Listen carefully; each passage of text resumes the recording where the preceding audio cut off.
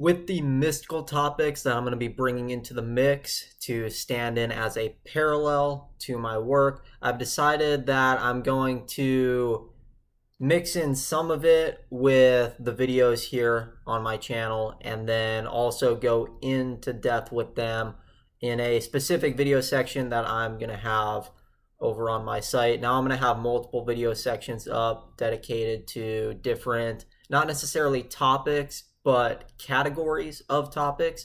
And so one of those topic categories is going to involve a lot of these subjects. So for that reason, I'm going to roll it into that stuff, but then there's still some general takes which involve the subject matter that I'll be able to just sort of generally share here on this channel. So this video will just be a general introduction into what these topics are, because they are more traditionally mystical, but it's going to give you a sort of new flavor on those things. You know, you're going to see them in a much more exciting light than they've typically been painted in the past, you know, because typically traditional mysticism is kind of dull and vague and it's not really very easy to understand. So what my goal is to basically bring clarity to these mystical topics more, you know. I've had somebody phrase it as elucidating mystery, which sounds like a contradiction, and essentially it is, right? How can you have clarity and mystery at the same time? But that sort of contradiction is precisely the point. So here's what it is. It's that skepticism is not the most default position. Think about what that means. Skepticism is not the most default position.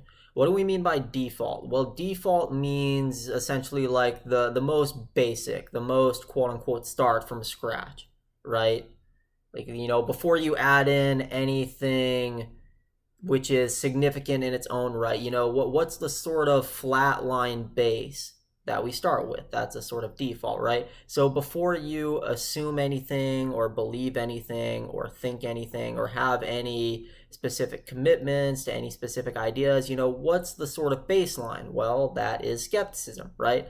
For example, let's just look at politics. You know, okay, if you don't know whether to believe what conservatives say or what progressives say, well, then what's the default position? You're just like, well, I don't know. It could be either of them, could be neither of them. So you're just purely in a sort of middle path skeptic position. Middle path is also a Buddhist term, but this does not quite mean that Buddhism is necessarily skepticism. They are related, though. That's where we're going here. We're going into a very default position. But it doesn't end with skepticism. We're just starting there, right? If you don't know what to believe one way or the other, you completely suspend judgment, right? You don't commit to the conservative ideology, but you also don't commit to any progressive ideology. So you just stand in the middle path. You're suspending both.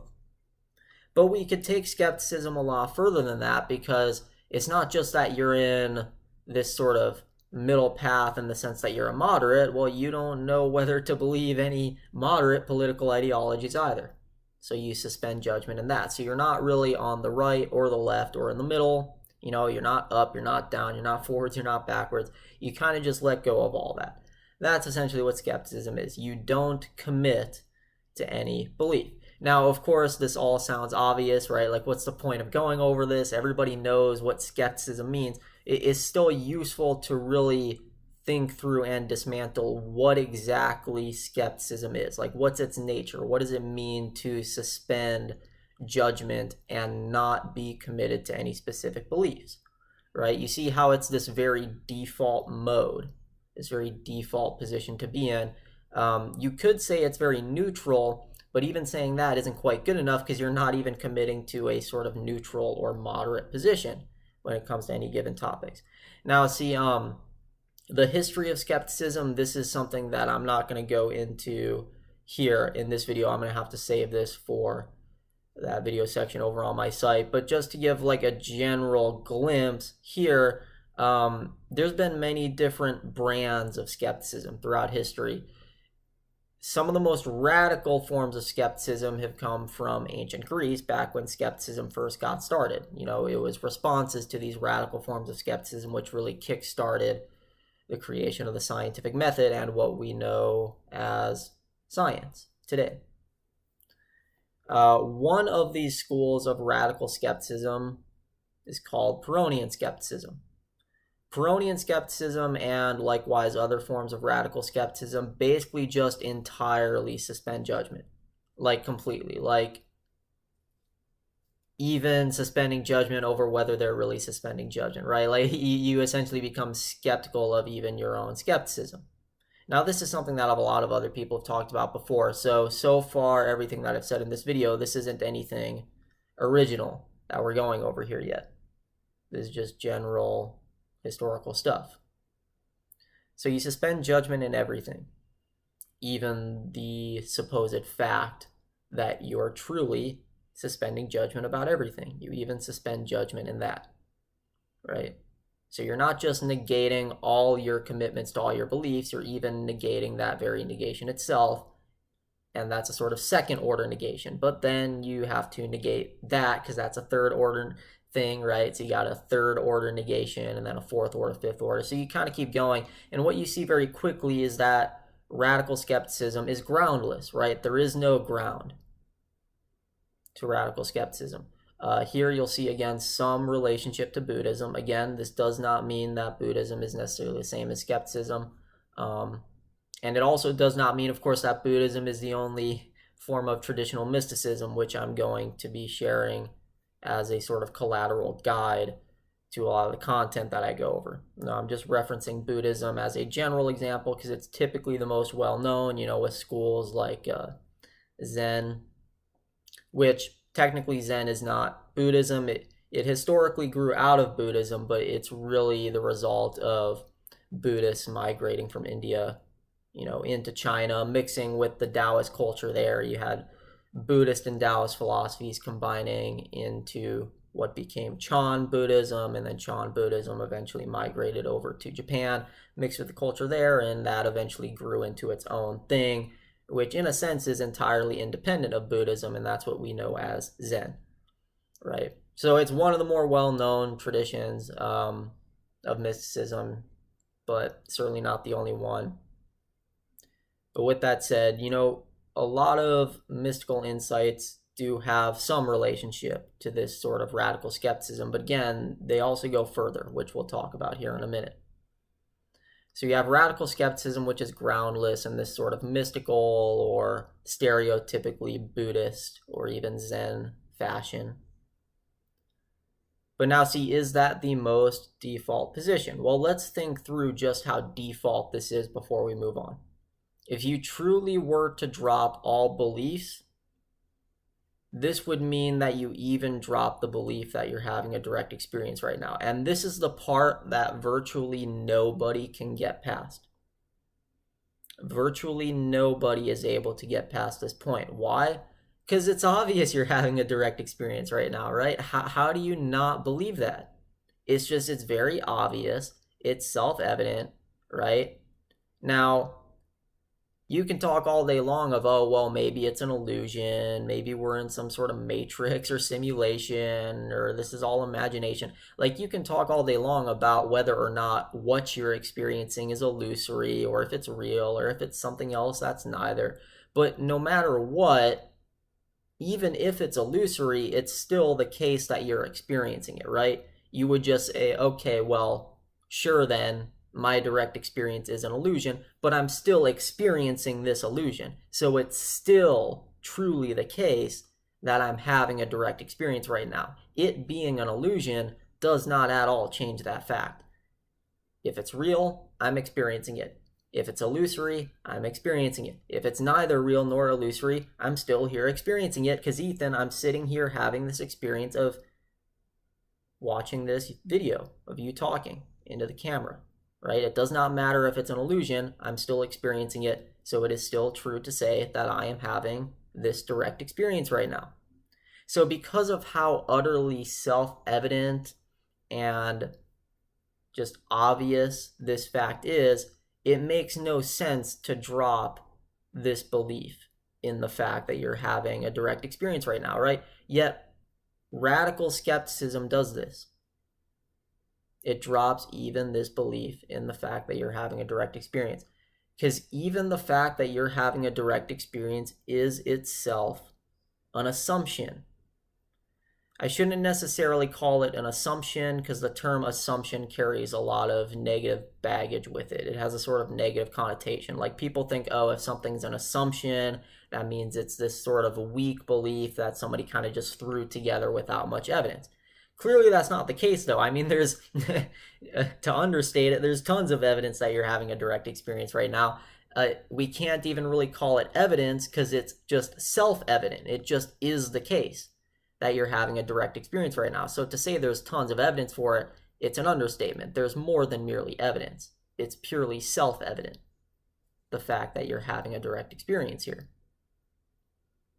Right? Okay, so to call that an assumption seems a bit weak. We'll use a stronger term, which I've used here on my channel. We'll use the term axiom.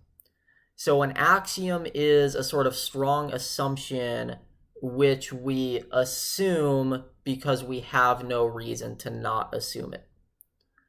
So for example, in classical logic, there are 3 axioms which are foundational to it. 3 axioms which are foundational to classical logic. I've discussed these before. The first axiom is the law of identity, which says that everything is itself, right? So you having a direct experience right now, that thing is itself. A equals A. You're having a direct experience. That means you're having a direct experience. That's the law of identity. That's an axiom. It's a strong assumption. I'll explain here in a minute why it's an assumption, but it's a strong assumption because, again, we have no reason to doubt it, right? It's not just some weak assumption which we're arbitrarily assuming. No, we have every reason to think that this is the case. To just take it for granted that, look, here we are, we're having a direct experience. This means we're having a direct experience, right? If I see an apple, that's an experience of me seeing an apple, right? So just A equals A. Everything is itself, right? Everything is identical to itself. That's the law of identity. That's the first axiom. The second axiom of classical logic is the law of non-contradiction, which is sort of complementary to the law of identity, because see, the law of non-contradiction says that a thing can't be what it is while also simultaneously being something that it's not. So for example, an object cannot be solid red all over inside and out, yet also blue, right? Because that'd be a contradiction. Well, if it's solid red all over inside and out, then by definition it's not blue, but then you're saying it's not blue because, well, it's also blue. See, right? So it's being solid red and yet also not solid red by being blue at the same time. So it's contradicting itself. Again, we have no reason to doubt this law of non-contradiction. I mean, I do. I have experiences with objects which are solid red all over yet also blue, so I have reason to doubt it. But just generally speaking, as a society, as a civilization, we have no reason to doubt this assumption because generally people don't see such contradictory objects, not even on psychedelics. I don't even hear of psychedelic trips where people, pop a psychedelic in and see objects which are solidly one way yet also the other. You can't do it.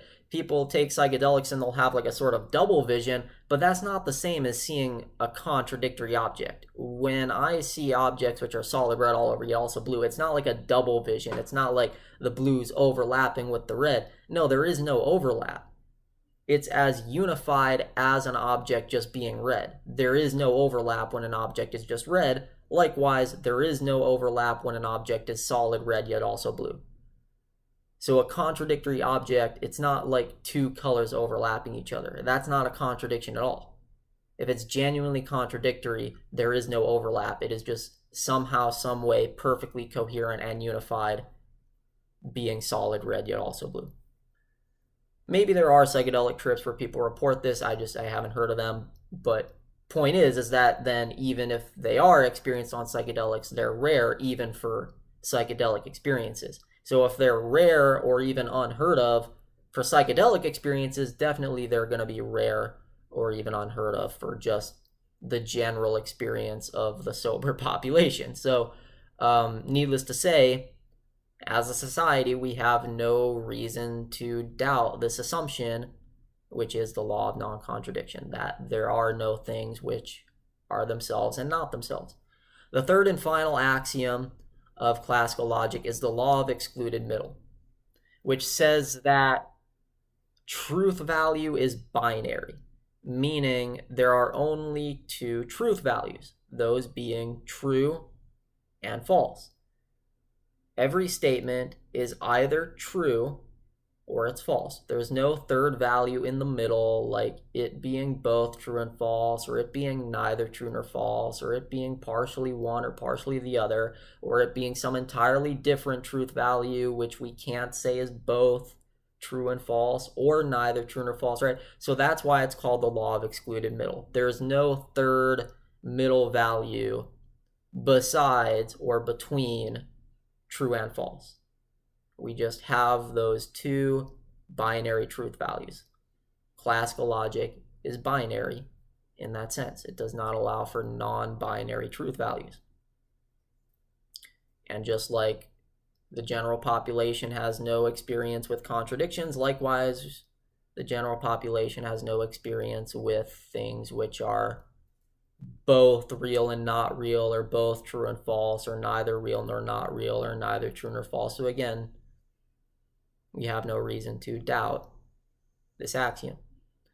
So assumptions which are strong enough to the extent that we have no reason to doubt them, these are axioms, right? They are foundational to reasoning. Every single field of study, whether it's philosophy or science or medicine or economics or psychology, every single field of study starts with axioms at their foundation. Again, even classical logic and mathematics starts with these axioms. Classical logic has these three axioms at its foundation. The reason why fields of study have axioms as their foundations is because if you don't start with any axioms, then thought becomes impossible. Because watch this. What happens if we throw out the law of identity? So going back to the example of the fact that you are very obviously having a direct experience right now. That is an assumption. That is an axiom. It's equivalent to the law of identity axiom. How is it an assumption that you're having a direct experience right now? Well, I gave you some very clear examples as to how that's the case back in my two-part video on the storytelling axiom. In that there are ways, the storytelling axiom being one example of such a way, for how existence is able to include things which are true that go directly against your direct experience. Like the example I used in the video was you looking at Ethan's body right now and him having green skin.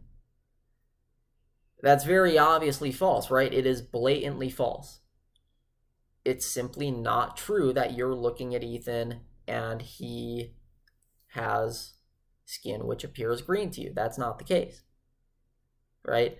Maybe, right, you could like potentially argue for the case of, okay, well, Ethan's skin doesn't look green to me right now, but maybe like the truth is hidden from me. Maybe it actually is green and I just don't see it. But no, we're going further than that. We're not just saying, oh, you don't see green skin, but that's an illusion. His skin is actually green. No, what we're saying is that there are methods by which reality can make it true that you are directly perceiving his skin to be green.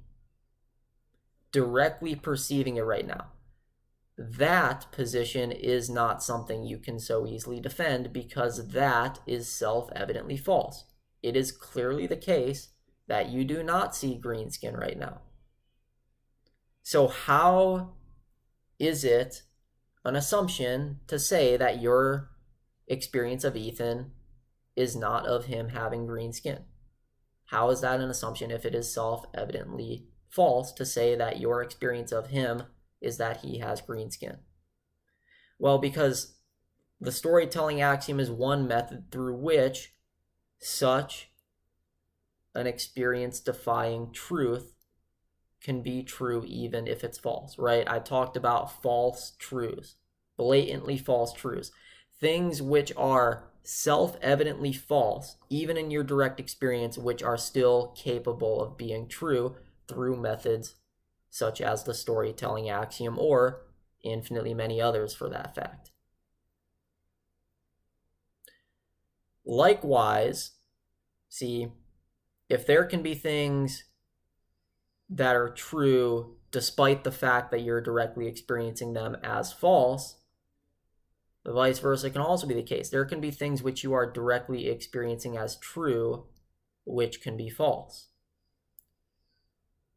So, you're looking at the walls in this room that I'm filming in, they're white. That is true, right? It's true to say that you are having a direct experience in which these walls look white to you.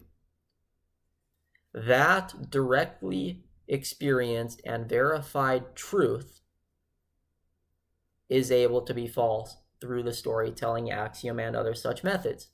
Because if the storytelling axiom can make it possible for Ethan to have perceptually green skin to you despite the fact that it is not perceptually green to you, then it is also possible to make these walls which you perceive as white another color which is not perceptually white to you.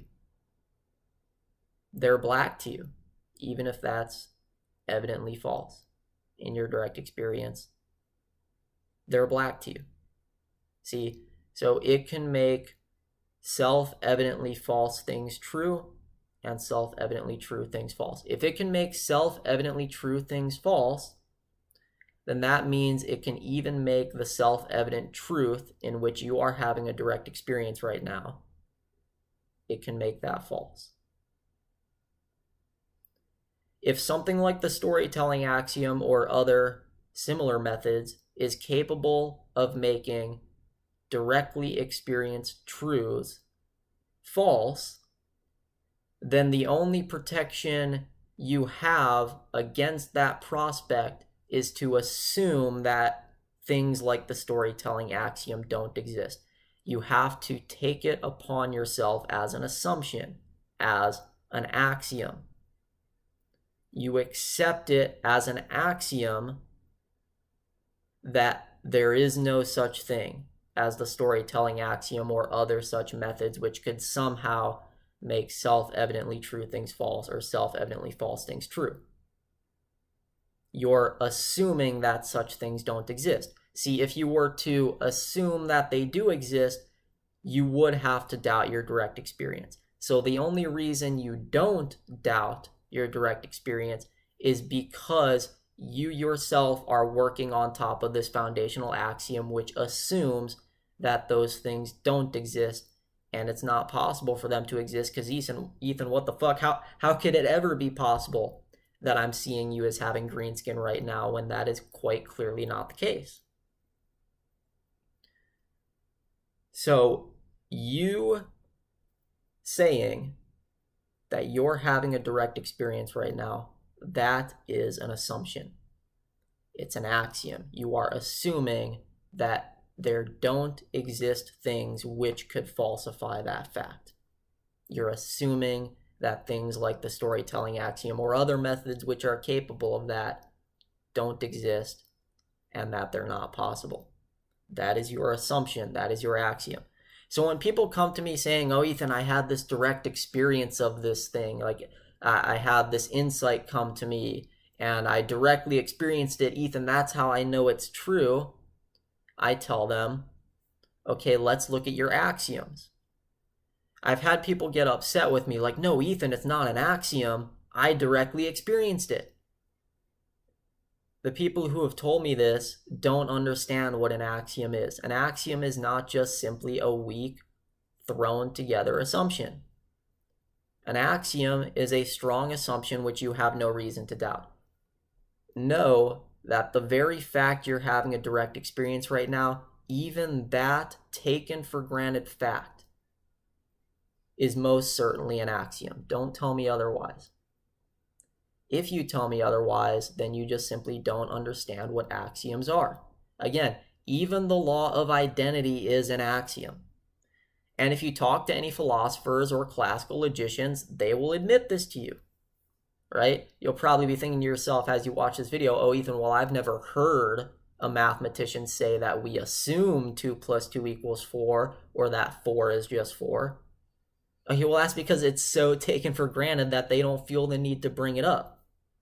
But I guarantee you, like, talk with a university level mathematics professor and they'll say, yeah, of course, all of mathematics is built on top of axioms. Now, the disclaimer here is that that does not automatically mean that a math professor is going to believe that it's possible for 4 to equal 5. So I'm not saying that math professors agree with all the crazy contradictory stuff that I talk about on my channel. All I'm saying is that most certainly math professors and logic professors are well aware of the fact that they are working on top of foundational axioms, because you can't perform rational thought without them.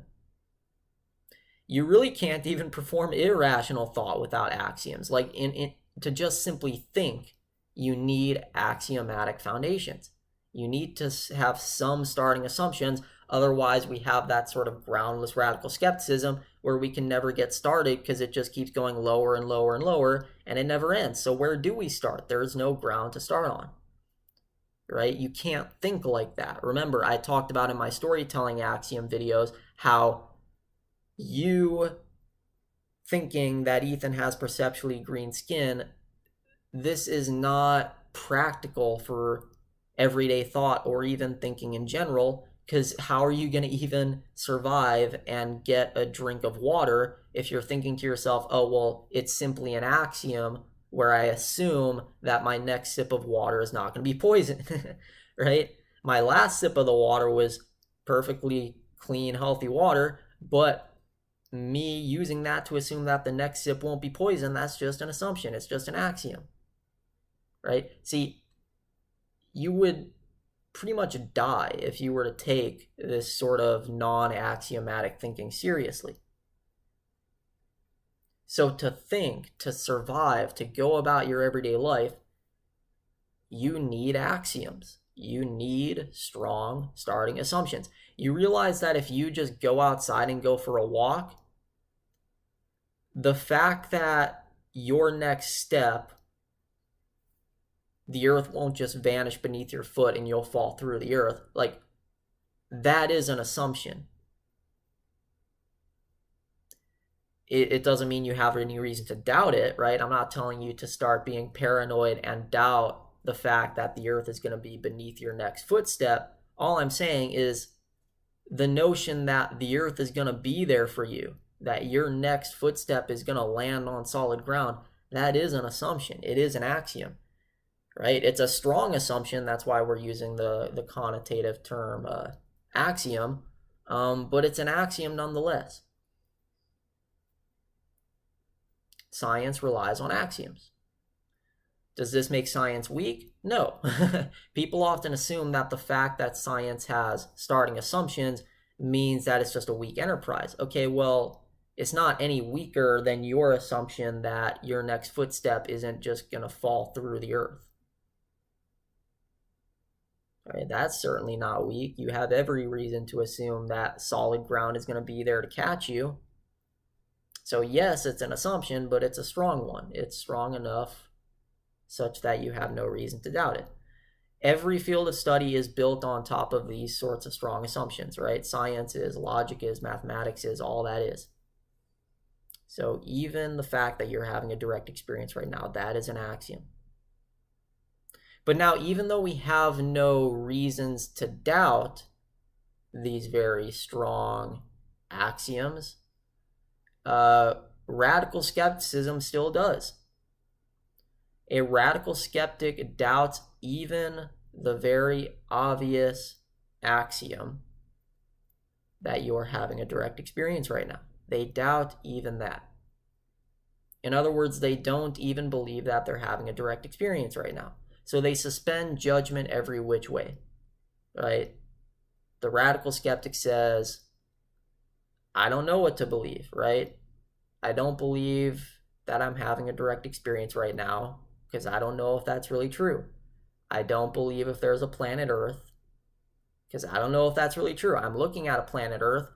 Actually, the radical skeptic can't even say that because they can't even say that they're having a direct experience of looking at the planet Earth because they doubt even their direct experience. So a radical skeptic not only doesn't believe whether or not there's an Earth, they don't even have a committed belief on whether or not they're looking at an Earth, even when they're looking right at it, right? So a radical skeptic could be talking to a person and they're still not going to have a committed belief either way as to whether or not they're truly having an experience of talking to a person.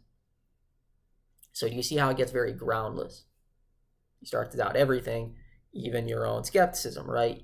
The radical skeptic is skeptical even of the fact that they're a skeptic. They don't have a committed belief one way or another. It's a sort of, oh, maybe I'm a skeptic, maybe I'm not. Maybe I'm having a direct experience, maybe I'm not. Maybe there's an Earth, maybe there's not. So they're sort of in this, for lack of better terms, neutral position. Again, like I said earlier, it's not even really correct to call it neutral because they even suspend belief in any of the moderate positions, right? They say, okay, maybe the moderate positions are true, maybe they're not, right? It's a complete suspension of judgment. So it seems like, okay, it's not possible at all to get any more default than this. How can you get into a mode which is more default than this radical skepticism, which doubts even the very obvious self-evident fact that I'm having a direct experience right now? Well, think of it this way. Notice what the radical skeptic does. The radical skeptic suspends judgment upon everything. They have no committed beliefs. They are not committed to any belief one way or the other. All right, as I've said. Okay, that in of itself has a sort of normative feature. What does it mean for something to be normative? Okay, well, a descriptive proposition is something which proposes that a certain thing is the case. So like if I tell you that cancer exists, that's a descriptive statement. I'm telling you a fact about how the world is, right? It's an isness statement, right? A statement about how things are or how something is. It is the case that cancer exists. That's a descriptive statement. A normative statement is a statement about how things ought to be.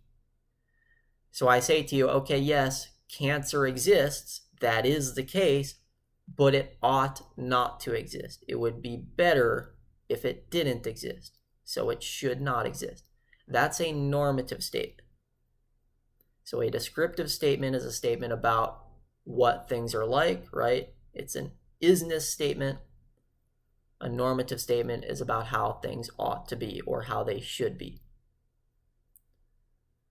Okay, so when we look at a radical skeptic, because they are dropping all these axioms and all these assumptions and suspending judgment and all these beliefs, it appears as though they have no normative beliefs, right?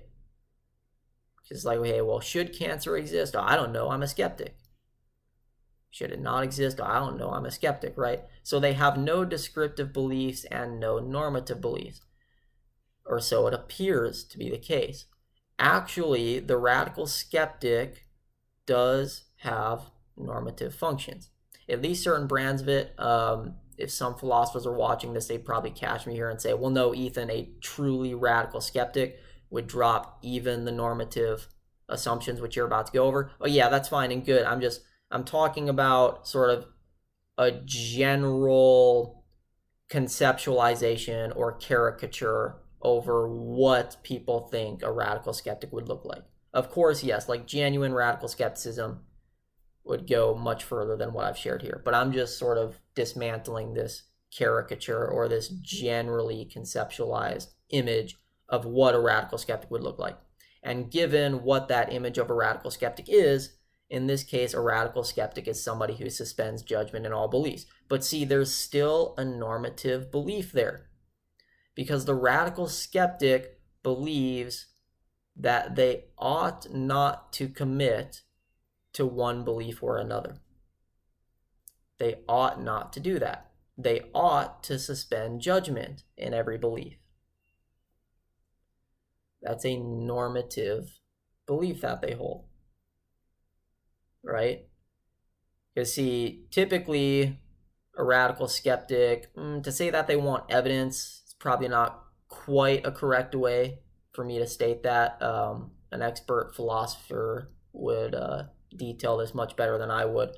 But I'll do my best here. Basically, a radical skeptic would not believe something one way or the other. If they were supplied evidence, they could sort of commit to a belief, although a truly radical skeptic, again, they're even going to doubt evidence, right, even when it's right in front of them. So it really, again, depends on which brand of skepticism we're talking about. Like I said earlier, there's been many brands of skepticism throughout history. So the radical skeptic is not going to believe anything one way or another, depending on the brand, not even with evidence. So they think to themselves, okay, I have no reason to commit to any belief one way or another, and because I have no reason or no evidence which is convincing enough to get me to commit to a belief one way or another, what I ought to do is suspend judgment unless and until I ever see a reason to commit to one belief or another, right? That's their normative operation. That's the way in which they are thinking normatively, that I ought to suspend judgment unless and until I see a reason to commit one way or another. But notice that this sort of normative thinking, which the radical skeptic is taking part in, that itself is a sort of dualistic assumption. They are assuming that there's a difference between suspension of judgment and commitment to a specific belief, which, of course, people will watch this and think, well, Ethan, of course there's a difference, right? If you suspend judgment in something, that's clearly very different than committing to a belief. Like not believing one way or another whether or not Bigfoot is real is clearly different than committing to the belief that Bigfoot is real, right? Like the latter thinks that there's like a physically real entity, like a physically real Bigfoot walking out there in the forests. Whereas the former person is just a sort of airy thing, like they're not committing to the belief in a sort of physical body which is out there roaming in the woods. Right? So one is sort of airy and suspended, it's not committed one way or another. The other position, it's very committed and it's very physical and very tangible. There's this physical, tangibly real Bigfoot out there. So people will watch this video and think, okay, well, clearly there's a difference between suspending judgment and committing to a belief. Okay, yes, there is a clear difference, but again, remember, it's also clearly the case that you're having a direct experience right now, and yet even that is an axiom. So it's also an axiom to assume that there's a sort of objective distinction between committing to a belief and suspending judgment in beliefs one way or the other. One is airy and feels kind of fuzzy and like there's nothing tangible there, right? It feels kind of sort of airy and intangible. And the other feels tangible and real and physical and very rock solid and committed. But these feelings, these textures, these different textures between both of them, who says that they can't be the same? Who says that's not possible? Assuming that it's not possible is itself an axiom. And it's an axiom which informs the normative thinking of our caricatured radical skeptic. The radical skeptic thinks, okay, I have no reason to believe that there's a physically real Bigfoot out there because I see no evidence to commit to the belief that there's this physically real tangible entity walking around out there. So I'm going to be all airy and intangible about it and just suspend judgment either way, right? I don't commit to the belief that there is a Bigfoot, nor do I commit to the belief that there isn't one. Both are too tangible. I'm going to remain intangible by suspending judgment in either belief. That's their normative axiom.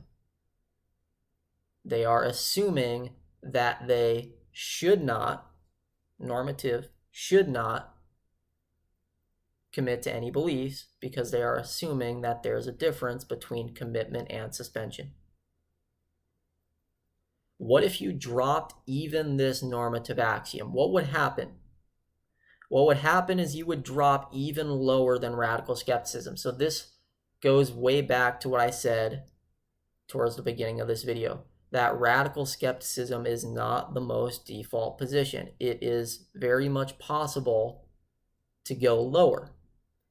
The only issue is that as we start going lower, things are going to start getting very insane and contradictory, which should not be a problem because it's still not going to be as insane nor as contradictory as any of my content. So you should no doubt be used to the route which we're going here, at least if you've watched any of my past videos before watching this one.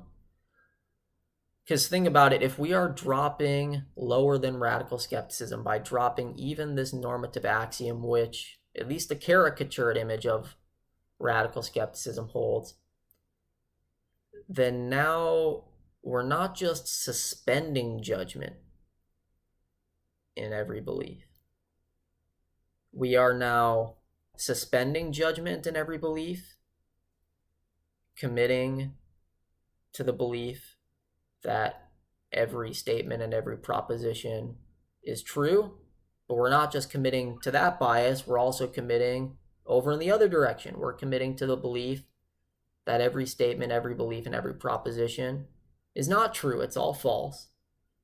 But why stop there? If we're gonna commit to the belief that every statement is true, then we're also gonna commit to the belief that every statement is false. Well then, if we're doing both those while we're at it, let's just combine them. Let's commit to the belief that every statement is both true and false, right? So now we're breaking the law of excluded middle. Remember that third axiom of classical logic. We are committing to the belief that there are non-binary truth values, things that are both true and false. We're also breaking the law of excluded middle by committing to the belief that there are things which are neither true nor false. Remember, when we were just a sort of caricatured radical skeptic, we were not committing to any beliefs. We were suspending judgment in every belief, which means we would have also suspended judgment over whether or not there are things which are neither true nor false. But now that we've collapsed this barrier between suspension and commitment, now we're not just suspending belief in whether or not there are things that are neither true nor false. We are also committing to the belief that there are things which are neither true nor false, as well as committing to the belief that there are no such things. So this is where it gets very contradictory. We're suspending judgment in every proposition. We are simultaneously committing to every proposition being the case, and yet committing over in the other direction to every proposition not being the case, or both being and not being the case, or neither being nor not being the case, or being some fifth status, which is not the case, not both, and not neither, right? Just negate all four of those statuses to get some new fifth one, or negate that fifth one to get some new sixth one. So see, now we are negating. We are cutting lower and lower and lower. We are dropping even more axioms than the radical skeptic does. So now we are going even lower than radical skepticism. We are getting even more default than it. Radical skepticism was already groundless. We are essentially going below groundlessness now. We're getting even more groundless, as contradictory as that sounds. But now see, what does it mean to sort of drop into this default position, which is even more default than radical skepticism. Well, what does that look like? You're sort of taking everything to be true, everything to be false, everything to be both, everything to be neither. Nothing to be true, nothing to be false, nothing to be both, nothing to be neither. Like, what do you believe anymore? Well, think about it this way. If all that's true, well, then it's possible for just this to be true. Everything that's going on here, nothing else, right?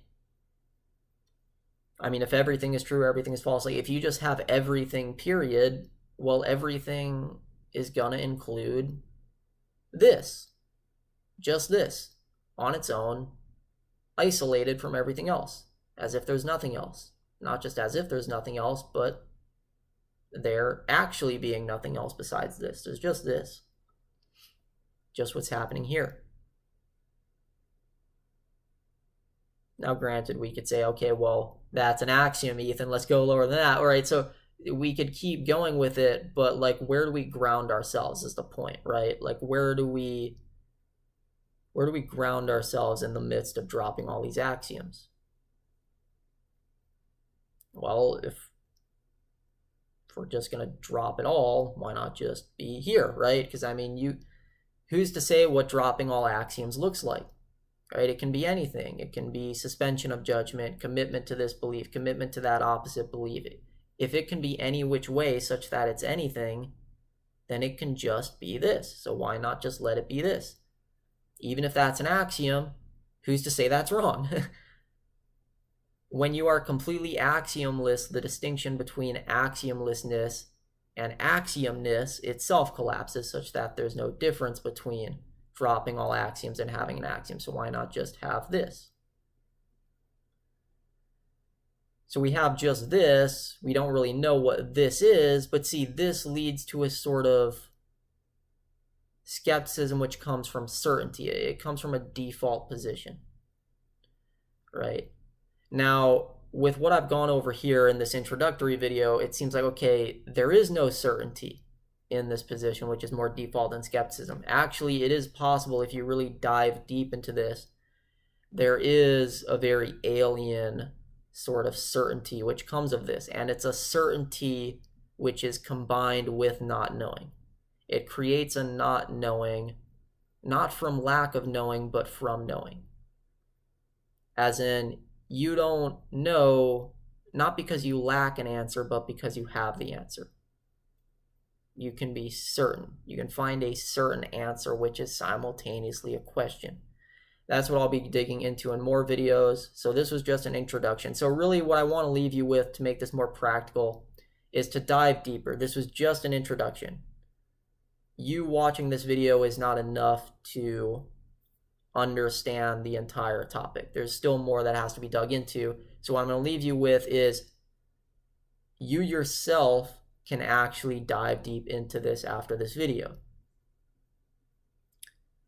This is not a psychedelic trip. This is not a spiritual practice. It's technically not even meditation, though it is closely related to traditional meditation in the sense that we are dropping thoughts, dropping assumptions, dropping all axioms, right? We are basically approaching cessation, right? Ceasing all activity of the mind, complete and utter no mind, such that you cease even the no mind activity, right? Even the non-activity, you drop even that. So it's closely related to traditional meditation, but it is technically different than that. And it is something which in various forms is found in all sorts of mystical traditions. So this is a practice which you can perform. It's not even really a practice per se, but something you can perform which will allow you to more closely relate to the topics I talk about on this channel. You can relate to it all from a more default position, from a positionless position, which is so positionless that it's not even that positionless position. You can reach it for yourself by dropping lower. You can gain through loss, utter loss. but there's still more to do here. So just start on this practice. See what you find by dropping all these axioms. Again, not just to the radically skeptical degree of suspending judgment and all of them, but dropping even lower than that. What does it mean to start dropping even the normative axioms that a radical skeptic makes? What does it mean to not only drop so many axioms that you not only suspend judgment, but that you start simultaneously suspending and committing to various judgments? What happens when you do that? What do you find? What do you see? Dig into that. And that is the beginning of this journey. Let me know if you have any questions. We'll come back to this again. This is only the start of it. But let me know if there's any confusions or anything that you need explained. Certainly, this was not exhaustive, right? So there's some things which have been left unexplained by this video. But we'll explain it further next time. Until then, you all create a nice day.